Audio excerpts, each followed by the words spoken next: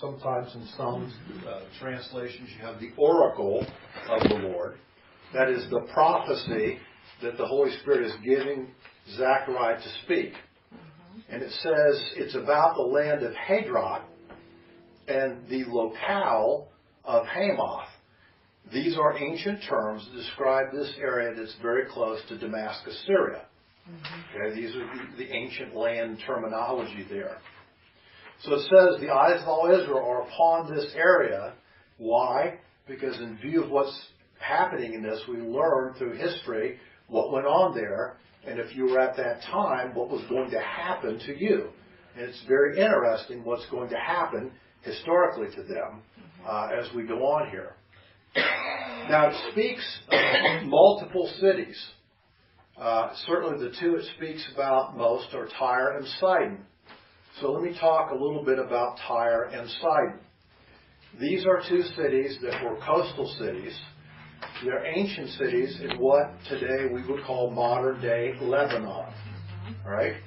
They were both part of this city-state system that included these peoples that we call the Phoenicians. The Phoenicians were merchant mariners. And literally we have Phoenician inscriptions literally almost all over the world. We have Phoenician inscriptions in America that have been discovered archaeologically. Oh yes, in New England. The Phoenicians traveled all over the world. They were unbelievable sailors. They were in which form? On stone inscriptions with Phoenician language. Matter of fact, you know where they found some? And where would be? Yes, they found them right at the megalith site in Salem, New Hampshire.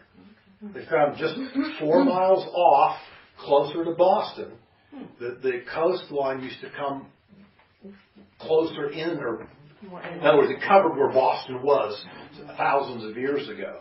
And they found within 4 miles of the site in Salem, New Hampshire, Phoenician engravings. So, oh yes, but that's a long way. That's a long way. Wasn't Jezebel a Phoenician? I'm not certain, and you probably are right about that. I'd have to look in the First Kings and look at that. So they, of course, because they traveled so widely, and because they were excellent barterers and sellers and traders, they accumulated massive wealth.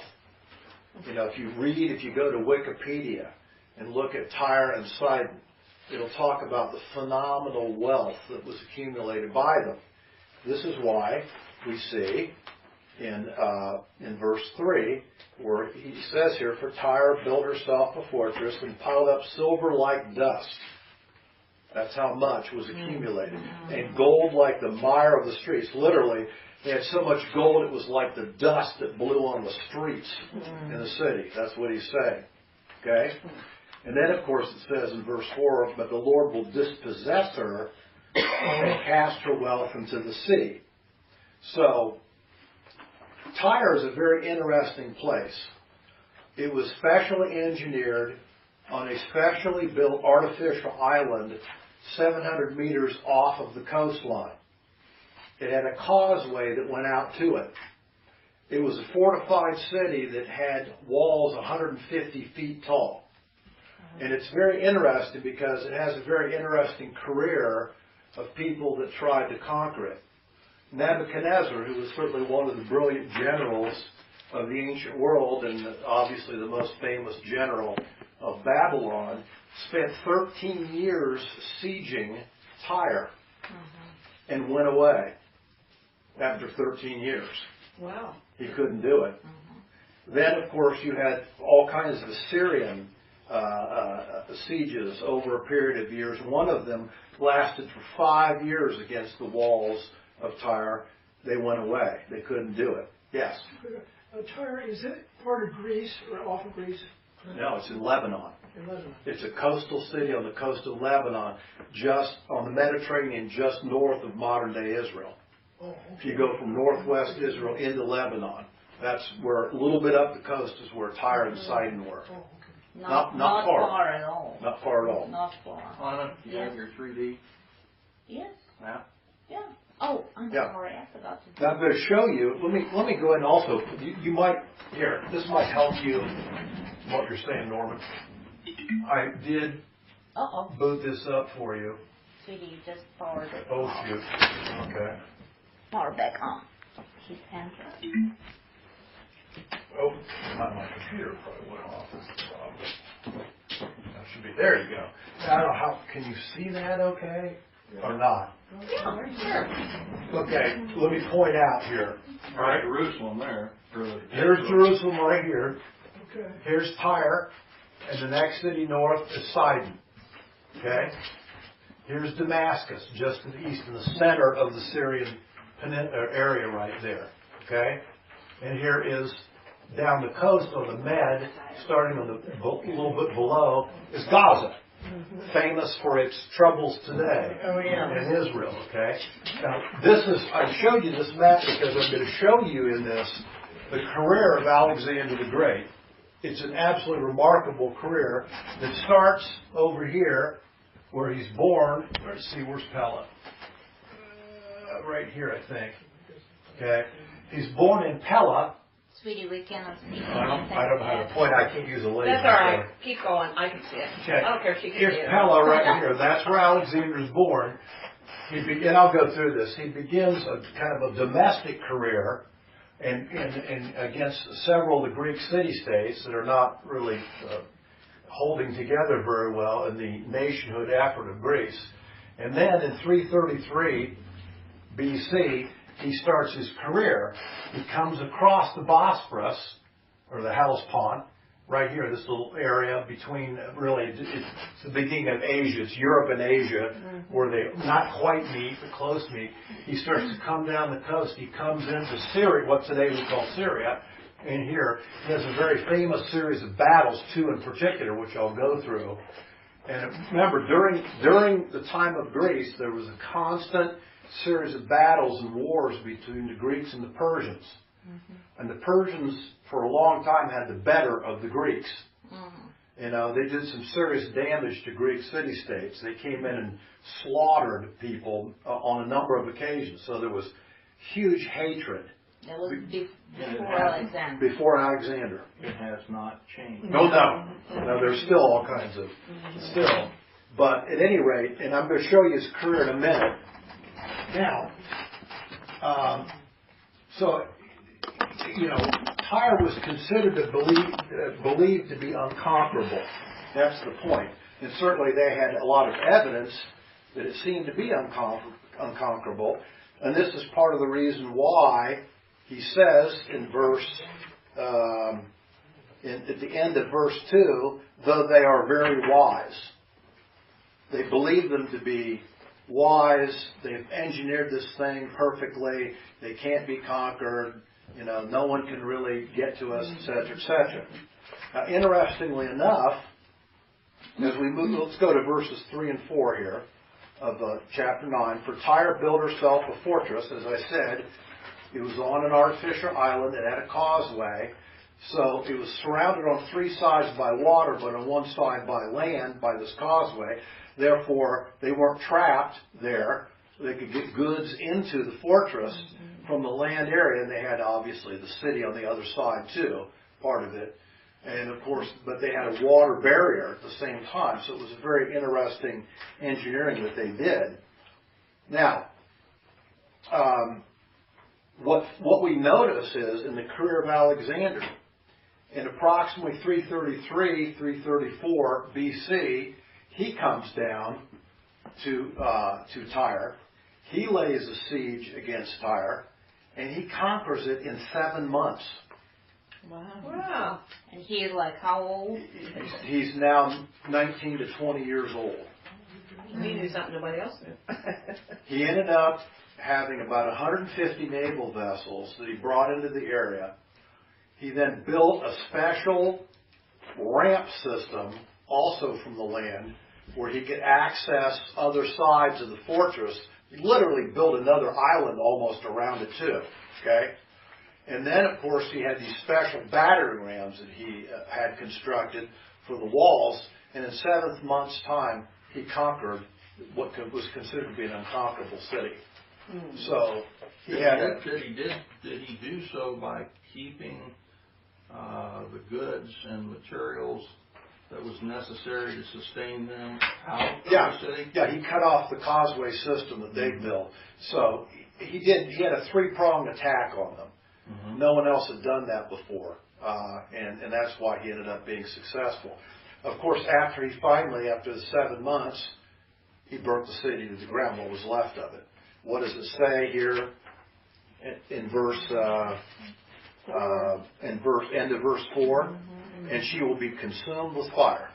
And that's exactly what he did to Tyre. Now, after he conquers Tyre, he then conquers Sidon, which is much less formidable. And then he begins to move down the coast. Here. Yep. That went off again. All right. So he starts to come down the coast here, and there's a series of cities, not all of them marked here. The southern end being Gaza, but there's Ashkelon, which is noted there. Mm-hmm. There's a number of cities they're all Philistia. Remember the famous battles that David and Saul had with the Philistines? Well, this is Philistia, right in here. It's on the Mediterranean coast of Israel, the western side. So he goes down and periodically, successively conquers those cities. And then he goes up a little bit, okay, and turns to the east, and he comes to Jerusalem. Now, one of his tactics was when he conquered a city, he didn't just conquer the city and take it over and say, you're mine. He devastated the city because he didn't want any attacks from the back. Yeah. There was a complete annihilation almost. Scorched earth. Yeah, it was. He also did a very interesting job of setting up local governments after he got rid of all of his adversaries. And of course he needed to do that because the thing that I want you to see is he ended up, well, actually the map's not even quite big enough. Okay, I guess we cut it off a little bit on this, but over here, okay, is the Indus Valley of India. Really? That's where he ends up, in the Indus Valley. And he even went a little bit east of that. He's literally almost to the Himalayas. And how long did this all take? In 11 years' time. Wow. A little bit less than 11 So years' India time. he was intended to go further, but his generals were. Yes. They said, we want to go home. His army became fatigued after all of this, and they finally decided this is it. And then he turned, and you see it just path. This mark, you can't see it that well, but it marks his path, where he goes all around, and then finally he starts to turn back and goes back. And of course, he ends up, finally on his way back, ends up in a very interesting place. Okay, I'm certain it's marked. Here it is. He ends up in Babylon. And he makes Babylon his second capital of his empire. Where he died. And he dies in Babylon. Okay? Yes. Was there some reason why it prophesied like he went so swiftly as like a leopard? Did he have some very unusual strategy as a general to conquer these lands so quickly? He had a lot of strategies. Of course, he and his father started this military strategy called the phalanx. You know what the phalanx is? The phalanx is when he gets men together very tightly grouped, and they have spears that come, and their spears go out the side, up the top, and out the front. And then out of the front, he has 20-foot long spears that the front people have. Then their shields are beside them on the sides and on top of them on the top. And they move as one, almost like a turtle unit. And they just mow down. And nobody could defeat the phalanx. I mean, nobody stopped it. The Romans adopted it and used it later, okay, because it was such an effective strategy. Now let me talk to you a little bit about Alexander, since this chapter is his story. He was born Alexander III. He was born on July 20th of 356 BC. As I said, he was born over here in the city of Pella in Macedonia. Macedonia being north-central Greece, what we today is Greece. His mother was named Olympus from the town of Epirus. And of course, his father was very famous. He was Philip II of Macedon. Philip II is famous because he was the first person that was able to take almost all the city-states of Greece and pull them together into one nation. Going almost back to 900 BC, okay, there was Greece, but it was always in these you had all these city-states, none of which could ever get along with each other, and which warred actually with each other. Like provinces? Yeah, well, yes, and they were literally cities, okay? And you had Athens, you had Sparta, you had all these cities, okay? They all had their own army, and they all had their own king. So Philip was able to effectively unite them together. He then had a unified army, a national army that he developed, and this is what Alexander inherited. Okay? Philip built this formidable army, and it's interesting because the army of Alexander, which Philip really developed, was almost always smaller than his opponents. He usually didn't carry more than 48 or 50,000 fighting men in his army at any one time. He had a cavalry, he had foot soldiers at times where it was necessary. He had a small to moderate-sized navy, but it wasn't really very extensive. I mean, compared to the Persians, it was small. Okay, the Persians had an enormous number of ships. But what he did with this size force is he moved very quickly. So he would move quickly compared to the much larger army that it would be hard to communicate. So they were mobile. Exactly. So what he would do is he would often split his forces, and he would systematically outflank his opponents because he could move faster than them. Okay? And then he'd have them in 3 different directions, up the middle and on the flanks on the outsides. And most of them would have... Matter of fact, I'll show you. You can pass it around. Alexander was in 20 major battles from 333 until 326 BC. You can pass it around. This is the list of all the battles who he battled against. Of the 20 major battles, Alexander lost 0. He knew what he was doing. It was 20-0. At that age, too. Between 19 and 30 years of age.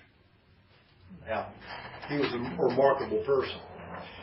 Philip, his father, was assassinated as a result of court politics in 336 BC.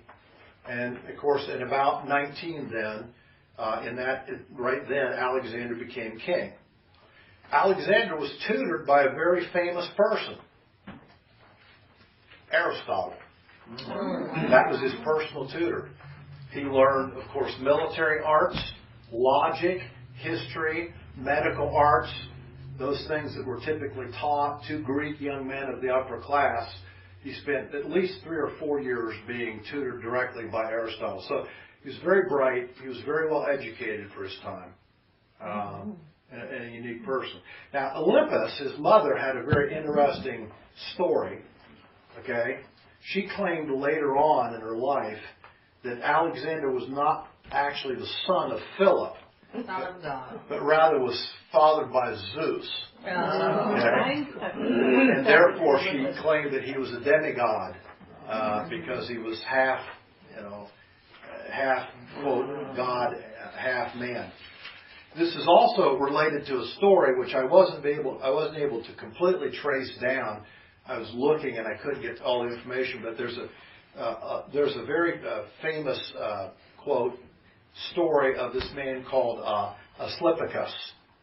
Asclepicus is famous because he had as his sign the serpent, okay? And the serpent was on a stick. And Asclepicus was the master physician. And Paul's right there. So he was the master physician, and he was well known as being the quote, God of all healers. Now, there's also this allegation by Olympus that he also was the relative of Asclepicus too. Therefore, he had this double deity kind of thing, but of course, you never know about the accuracy of any of that.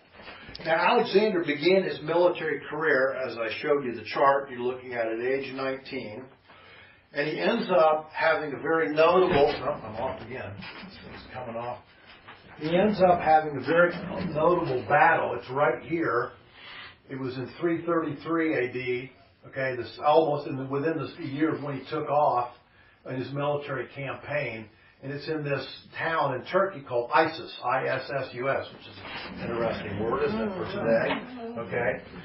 There he meets the forces of one of the famous generals of Persia here, named Darius III. Oh, yeah.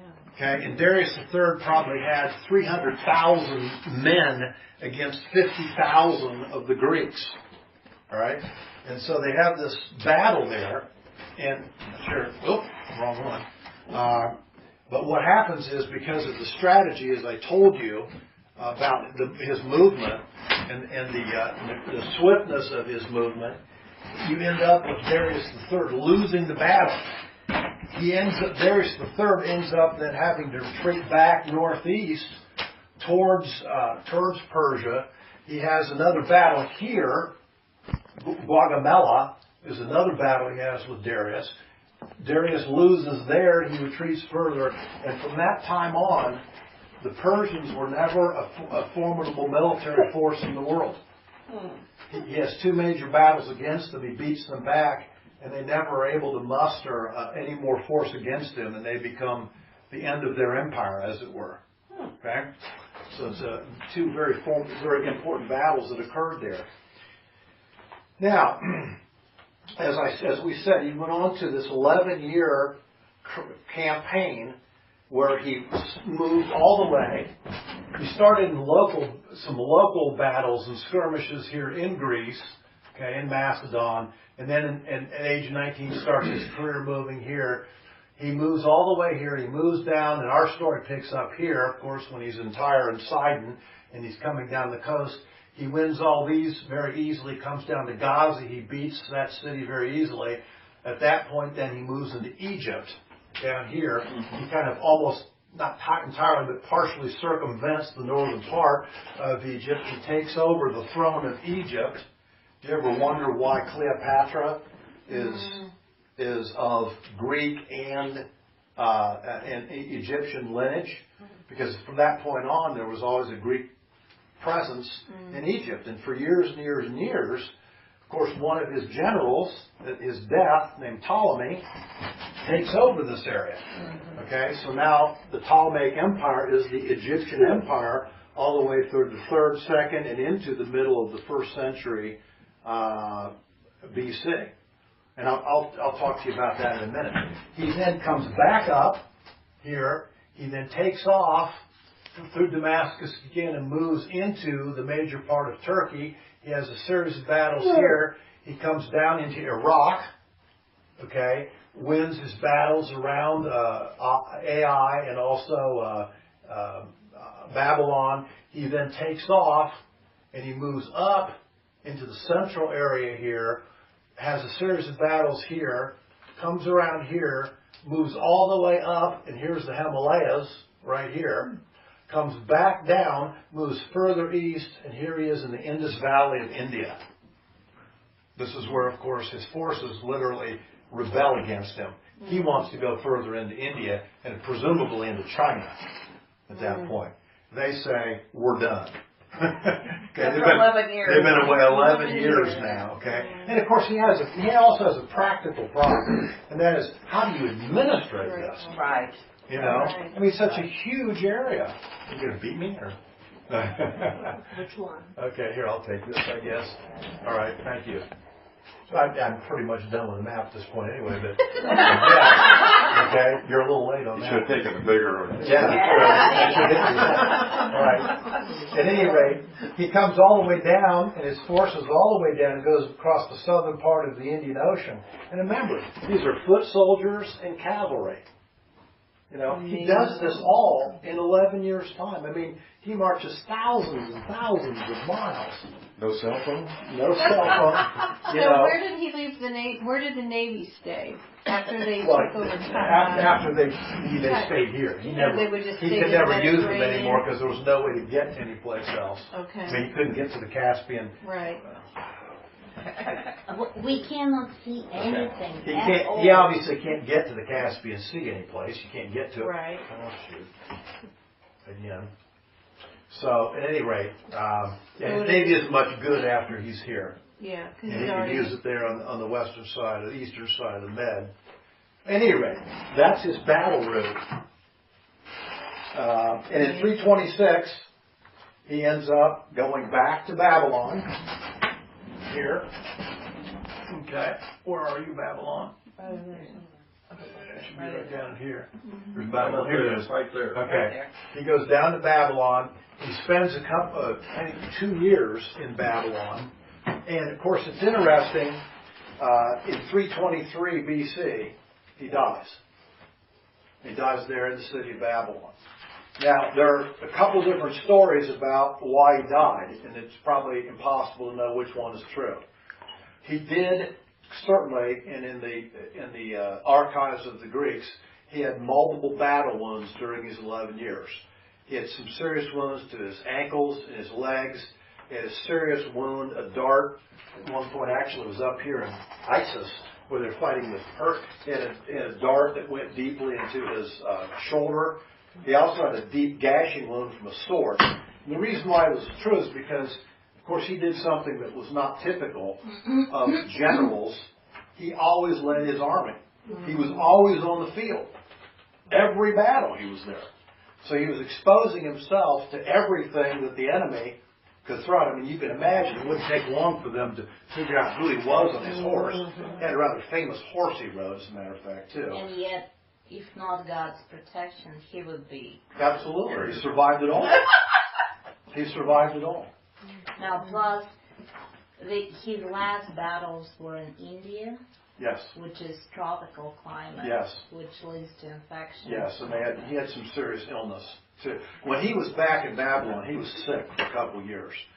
The other possible story that has been alleged is that he was poisoned. That he was given a slow poison that lasted for a couple of weeks and finally killed him. And certainly that's a possibility. On his deathbed, he had 4 famous generals that were the head of his army. Okay? On his deathbed, they were gathered together around his deathbed, and they said to him, "Sir, what do you want done with your empire? Here's this massive empire."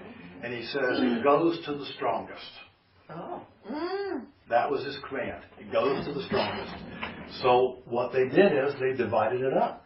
And you had one general taking the Greek area. Okay? You had his general Seleucid taking all of what would have been Persia today. Okay? You had his general Ptolemy taking all of Egypt. And so there were 4 of them that divided it up. And for 200 years, you had then the kings that came from those generals that ruled these areas. Okay?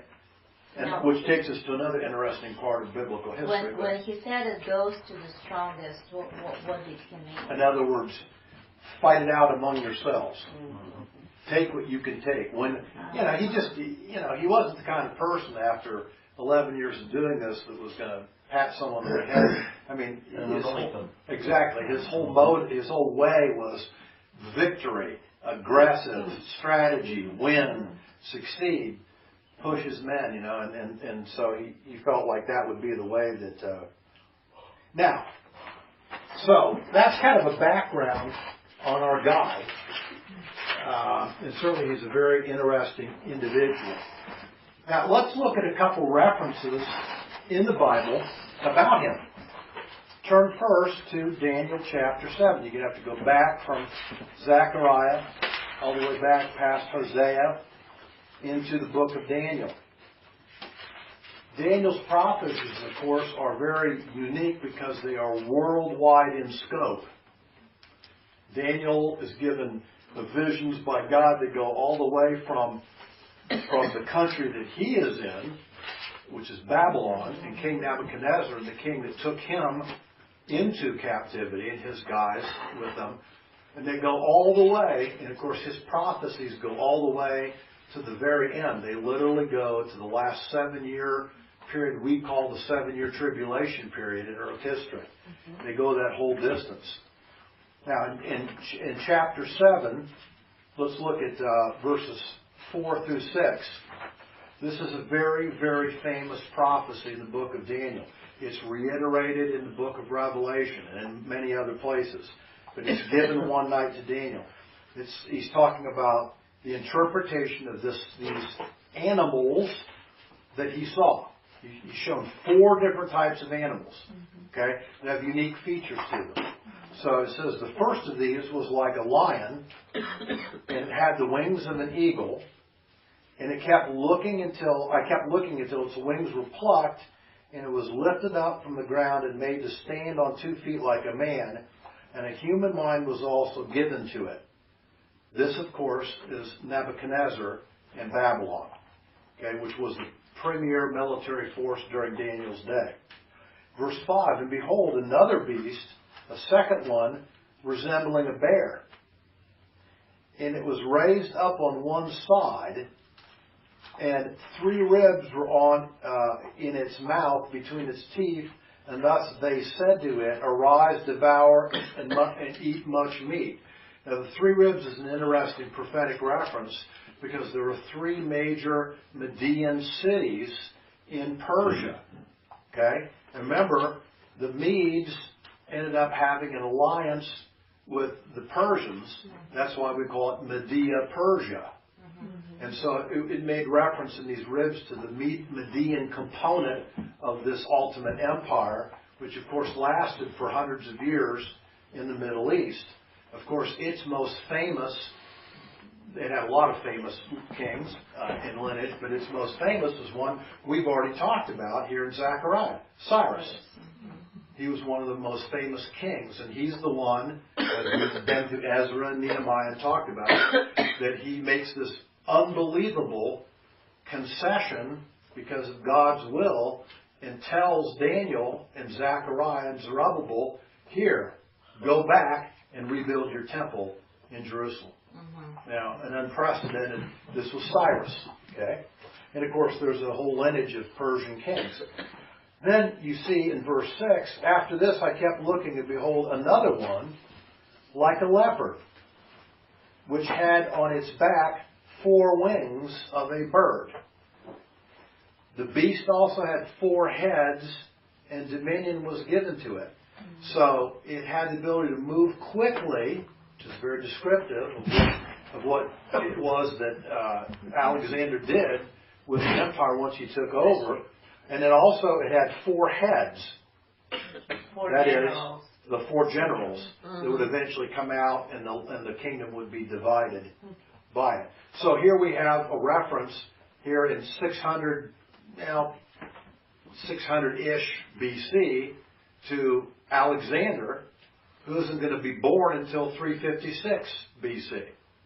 250 years before he's even born, Daniel's given this vision about him.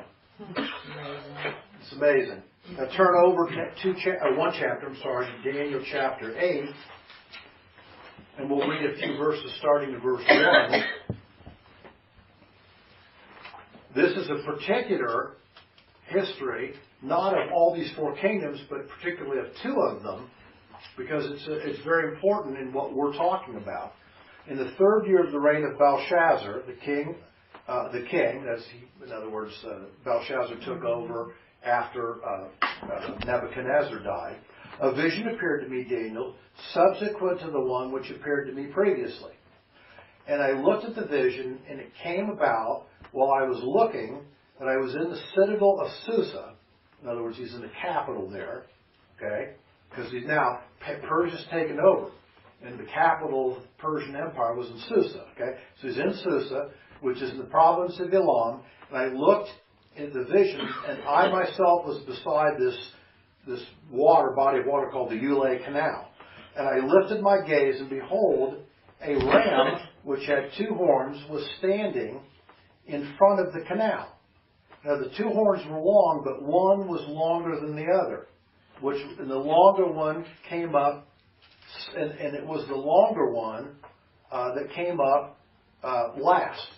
So here he's talking about Persia. two components, an earlier component and a newer component, the Medes, or the newer component, okay? He says in verse 4, I saw the ram butting towards the west and towards the north and towards the south, which is very interesting also, because the empire never moved to the east. It went those three directions. We know that historically. He said, and then he says, and no other beasts could stand before him, nor was there anyone to rescue from his power, but he did as he pleased and magnified himself. And again, for a period of several hundred years, nobody could contend with Persia, the Medo-Persian Empire.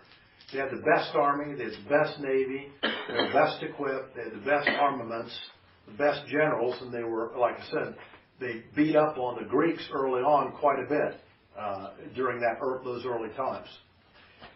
He says, while I was observing, behold, a male goat was coming from the west, over the surface of the whole earth.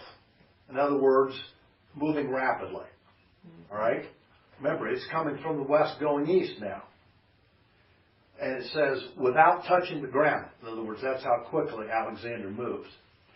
And the goat had a conspicuous horn between its eyes.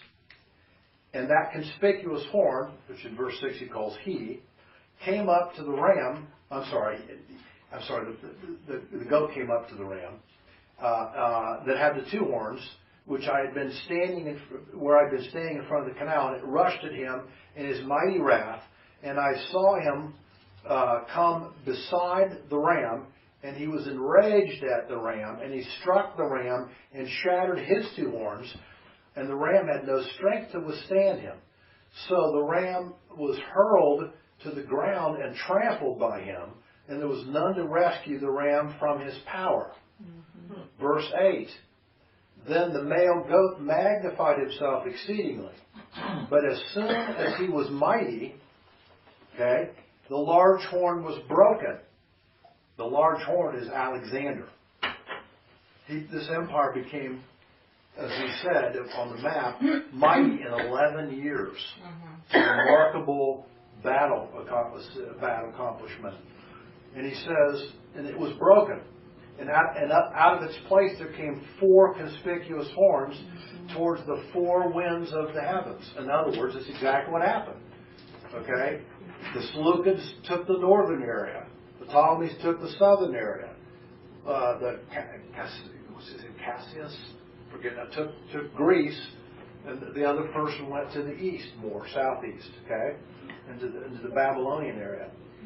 So we see here, he says, and then he goes on and talks about it. We're not going to go into verse 9 right now, because that transitions into another part of the prophecy.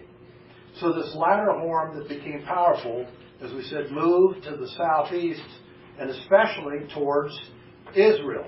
Now we have another very interesting history of the world mentioned in the 11th chapter of Daniel. So turn over to Daniel 11, and I want you to start in verse 21. There's a series of Seleucid kings. There's 5 or 6 of them at least. Okay. Daniel 11? Daniel chapter 11.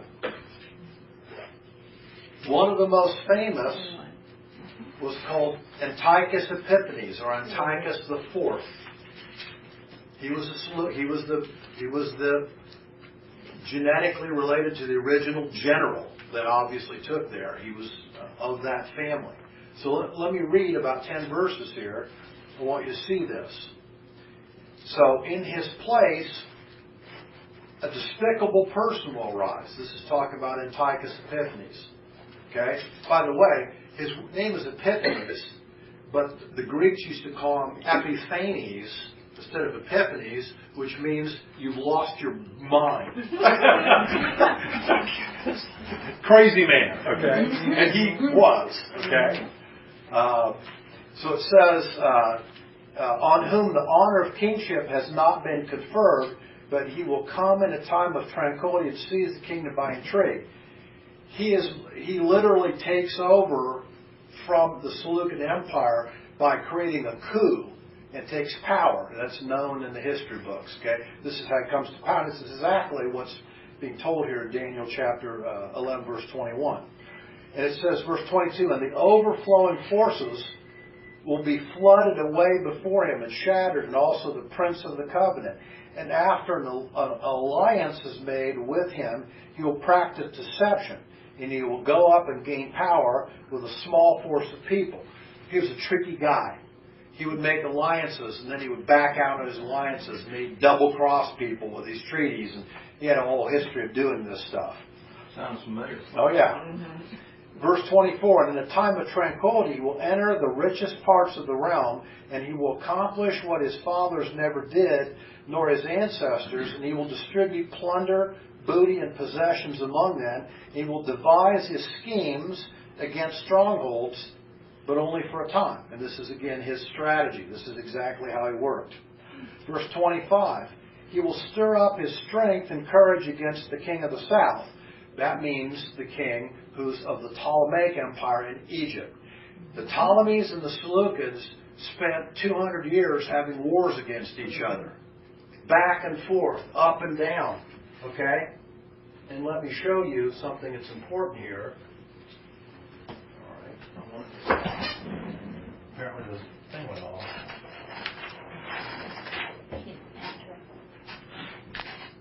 No, honey, enter on your remote. There we go. Okay? Hello? It's too long. I want to see. Okay.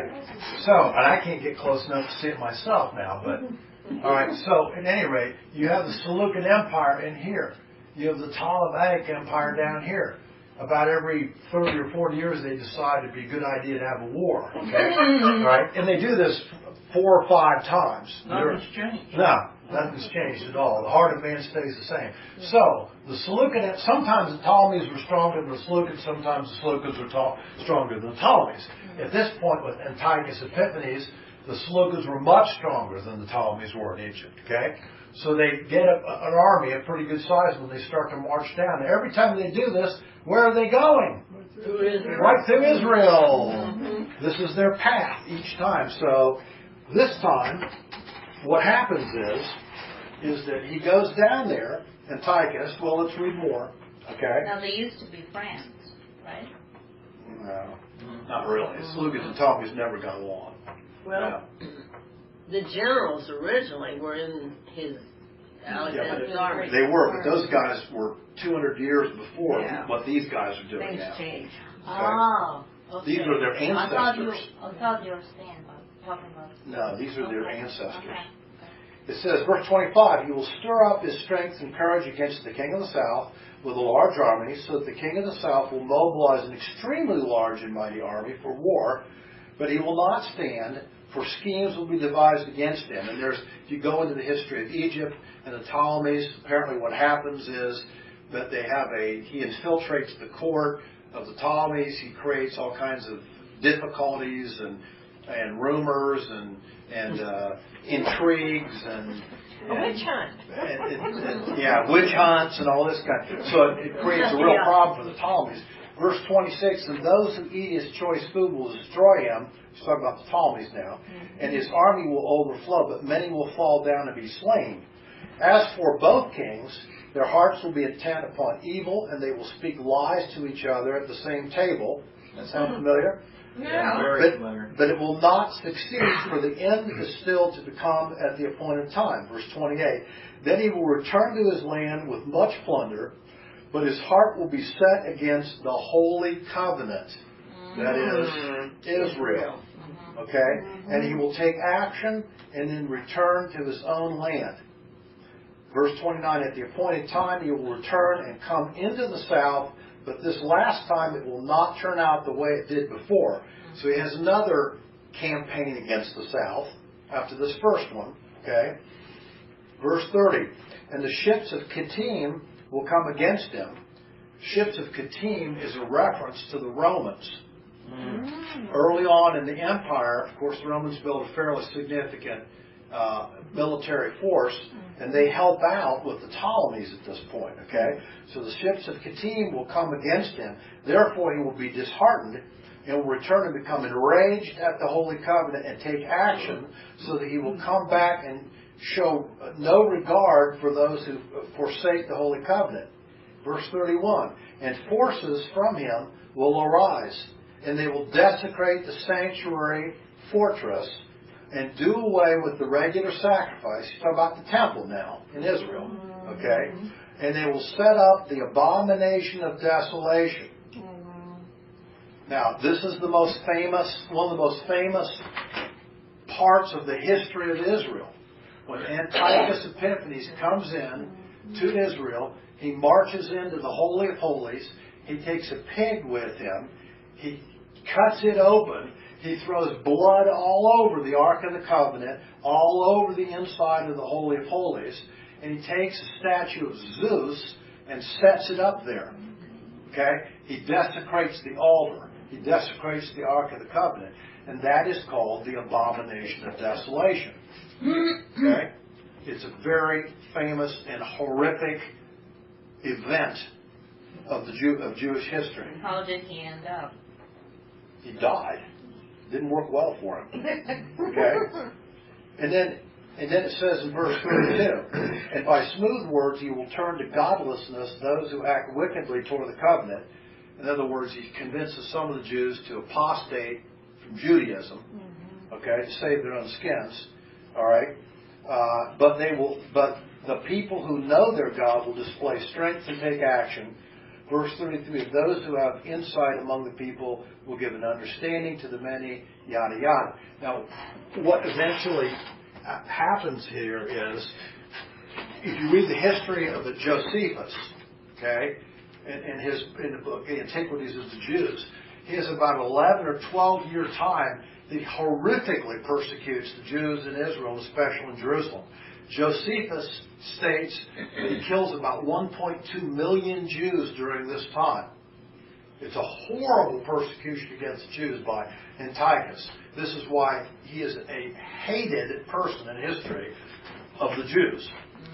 Now, he has someone that comes up much later in history after him, a couple thousand years after him.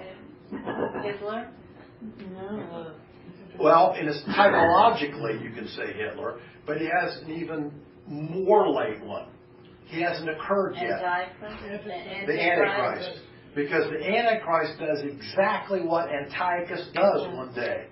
Halfway through the 7-year tribulation period, Antichrist goes into the temple because some form of it's built, which is another interesting thing. Someday we have to have a discussion of. And he again slays a pig, and he again desecrates the Holy of Holies. And that, by the definition of both Daniel and the book of Revelation, is the halfway period in the 7-year tribulation period when this event occurs. Okay?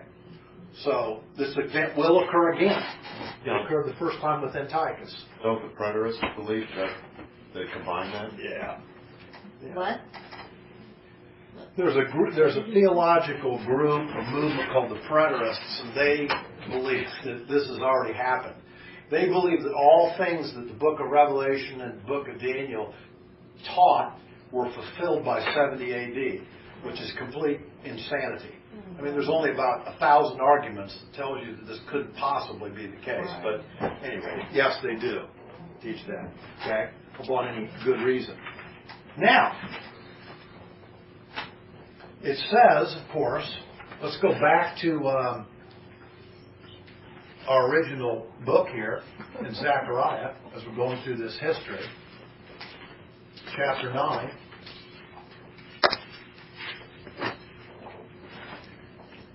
So, remember, Alexander's going down the coast. So he goes down to Ashkelon, verse 5 of the 9th chapter of Zechariah. And of course he takes that city. He goes down to Gaza. We showed it on the map. He takes that city. He goes down to Ekron on the coast. He beats that city, okay?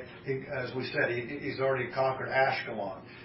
And then it says in verse 7, I will remove the blood from their mouth and their detestable things from between their teeth. And what he means there is that the Philistines in their practices were had very bloody practices, okay, and it involved cannibalism. Okay? So he literally says he's going to take their practices of cannibalism and he's going to turn it on them. And they're going to be eaten alive by Alexander's troops, just like they ate people alive in their own sacrifices. Yes, that's what is being said here. And he says that they will also be, and interesting, he says there'll also be a remnant for our God, and will be like a clan in Judah, and Ekron will be like a Jebusite. Now what that means is that eventually in the future, that Ekron and that area of the Philistines will become part of Israel. Hello, 1948. Okay, all of ancient Philistia is taken over and becomes national Israel. And it says that they will become part of Judah, because they're in the south, right? That's where Judah is. And it also says that they'll be just like the Jebusite. What he means by that is, when David wanted to build the temple in Kings, okay, he ends up going to Mount Moriah, where the mount of the temple eventually was built. But early on in his career, the Jews didn't control that territory. Okay, it was controlled by this group called the Jebusites, which were Gentiles. And so he makes a deal, and he actually buys some ground there from this guy and secures the temple site there. And eventually, of course, the Jebusites sell out, and David becomes king and powerful. And so then the Jebusite territory becomes David's territory and Judah's territory. He says in the same way, these cities of the Philistines will be eventually incorporated into national Israel. And that occurred in 1948. That was the fulfillment of that prophecy. And then he says, now here's one of the most interesting parts to conclude tonight. Verse 8 is amazing. And I will camp around my house, the temple, God's house, because of an army. You go, what do you mean God's going to camp around his house because of an army? You go, what's that mean? Because of him who passes by and returns.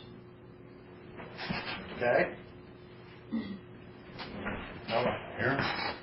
So I don't make you crazy. Okay? Remember, he goes down the coast. He passes by Jerusalem.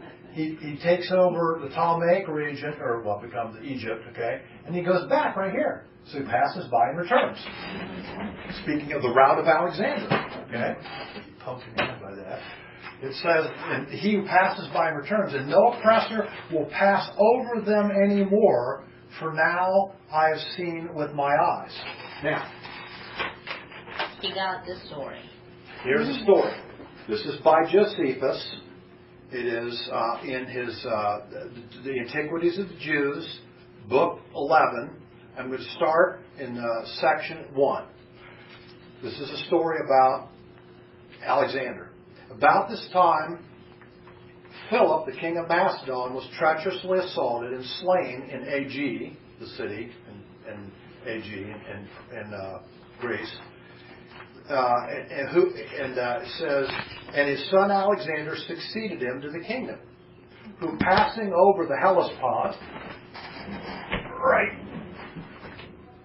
there, the Hellespont, okay, passing over the Hellespont, okay, overcame the generals of Darius's army and fought at the battle of Granicum, which is right. Where's Granicum? Right Never mind. there. You're going to need a new pair of I glasses. am. We need new rollers. I will. Okay. You want a pair of roller blades? I already got them on my chair. Oh my God. Okay? And it says, he overcame the generals of Darius's army in the battle of Granicum and also the battle of Issus. So he marched through Lydia, the country of Lydia, and subdued Ionia, and overran Caria, and fell upon the places of Pamphylia, as has been related elsewhere. About this time, it was that Darius heard Alexander passed over the Hellespont, and had beaten his generals in the battle of Granicum, and was further proceeding. Whereupon he gathered together an army of horse and foot, and determined that he would meet Alexander before they should assault and conquer all of Asia. For not only he, but also all that were in Asia, were persuaded that the Macedonians would not so much as come to a battle against the Persian kings on account of their multitude. They had a much bigger army than the Greeks did, okay? He says, but the event proved otherwise than they expected. For the king joined battle with the Macedonians, and he was beaten, and he lost a great part of his army.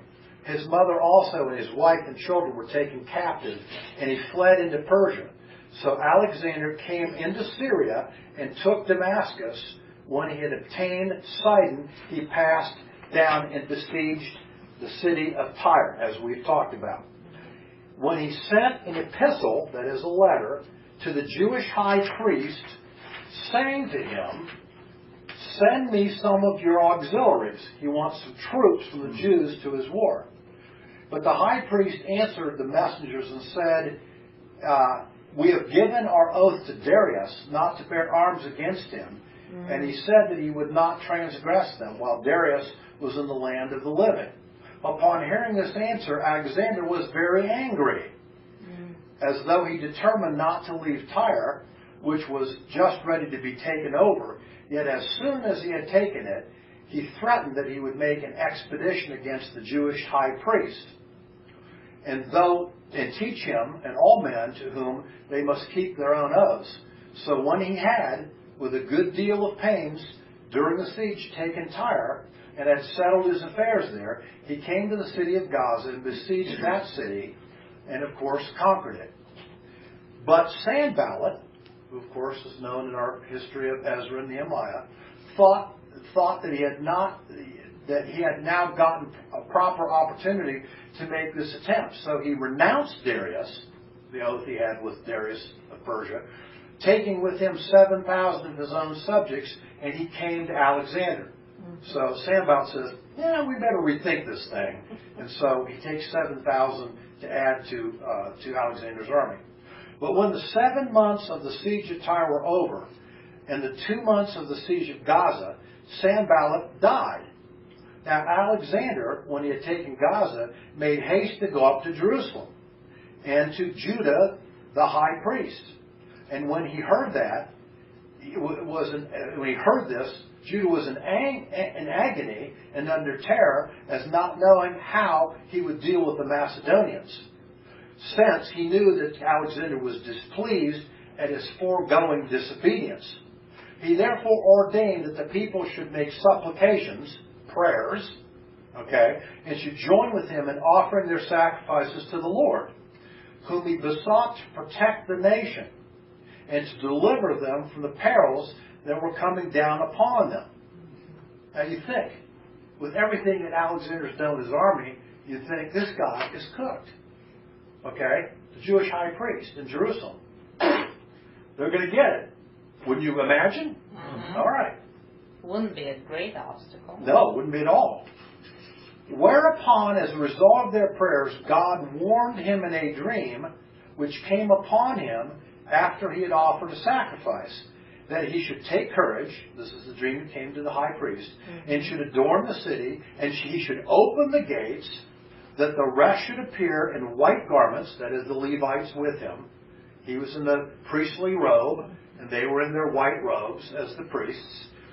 And that he and the priest should meet King Alexander, as are the habits proper to greeting someone like this, without any dread at all or worry about ill consequences, which the providence of God would prevent.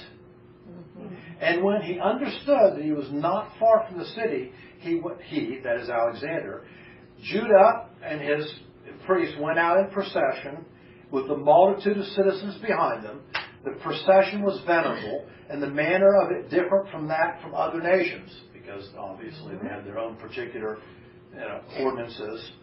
And so that, for when Alexander, when he saw the multitude at a distance in white garments coming towards him, and the priests that stood in the fine linen, and the high priest in his purple and scarlet clothing, with his mitre on his head, and having the golden priestly plate with the name of God engraved on his chest, he approached by him and adorned that name and first saluted the high priest. This is Alexander. Salutes the high priest. The Jews also did all together with one voice, and they saluted Alexander. However, this man goes up and asks, how did it come to pass that when all others adored him, that he should adore the high priest of the Jews? It's like, why did he do this with the Jews? Okay? And Alexander says this to this guy named Palmario. He says, for when I was a very young person, in a dream, in this very habit, when I was at Dios, the city in Macedonia, who, when I was considering with myself how I might obtain the dominion in Asia, I was exhorted to me to delay no longer, but to boldly pass over the sea, for that he would therefore conduct my army and would give me the dominion over the Persians. Whence it is, and having been seen no other that way, and now seeing this vision in it, and remembering the vision that I was shown, and the exhortation that I had received from God in this dream, I believe that I bring this army under divine conduct. I'm not interested. This is Alexander speaking. He says the God of Israel gave him a dream and showed him that there would be a head priests in these red colors and white priests behind him, and that God showed him in that dream that when he saw that, he should do nothing to that people. Fantastic. And he was a kid. And he was young. Okay? So he says, so when I went up, he says, so when Alexander met them, he went up to the temple of God, and he offered a sacrifice to the Lord Most High, according to the high priest's directions, and he magnificently treated both the high priest and the other priests. And now listen to this. This is amazing. And when the book of Daniel was opened to him, wherein Daniel declared that one of the Greeks would destroy the empire of the Persians, he supposed correctly that he was that person. As he was then glad, he dismissed the multitude at present, whereupon the high priest desired that they should enjoy the laws of their forefathers, that they may pay. So what happens is, he ends up giving a sacrifice to God, all right? They open the scroll of Daniel, they show Alexander 250 years before it was written that he would do this, and he would be in that very place, and Alexander says, That would be me. great, and says, be at peace, and takes off and goes down to Egypt. Remarkable, isn't it? Very. You know, it's interesting. It's very. Alexander says he knew he was under divine inspiration to go in his 11-year battle. He says God sent him in the dream. To overcome Persia. Yeah, to overcome Persia. Interesting. He was, in this sense, God's servant. Yeah. And you go, isn't it? How could that be? He was a Gentile. But there's another famous person a couple hundred years before him that did the very same thing. His name was Nebuchadnezzar. And he was there with Daniel. And he had a whole series of dreams that God gave Daniel, some of which God gave Nebuchadnezzar himself. And God humbled Nebuchadnezzar as a result of one. And Nebuchadnezzar is the only Gentile king that wrote a chapter in the Bible. It's the 4th chapter of Daniel. It wasn't written by Daniel. Read it. It was written by Nebuchadnezzar. Yeah. It was written in Aramaic, not in Hebrew. So God uses who He uses, when He uses them. Yeah. The way He chooses to in history. So, that's your first 8 verses. Oh, wow. Interesting. That's Zechariah chapter So 9. there's hope for you yet, Mike. Joe, can And we it gets more prophetic after this, sing too. again? Does Can Tyre we still sing again exist? those 2 songs? No. It's just an archaeological site. Can we be told? Well, you're not in It's trouble. an archaeological I am. site. I know. You saying? Okay. Do you Yes. want to sing Yeah. again? Are you going to use your... Or are we just going to sing... What was it called? We are singing a birthday, happy birthday to Oh. Jack. Jack. Okay, ready? Wait a minute. What? Oh, he's gonna use I it? asked him went to to get use his guitar. All right, hold on, Jack. This is going to be a guitar and. Bam. You're getting the whole. You're getting the whole works. Hey, Bam. Could you grab it that's on the table? On that mosaic table. We're waiting, Joe. Gotta go get it out. Yeah. We gotta do What is in the car? No, it's in the, it was by the bathroom. There we go. A guitar serenade for Jack. Yeah. No one else gets this. No one else. I know.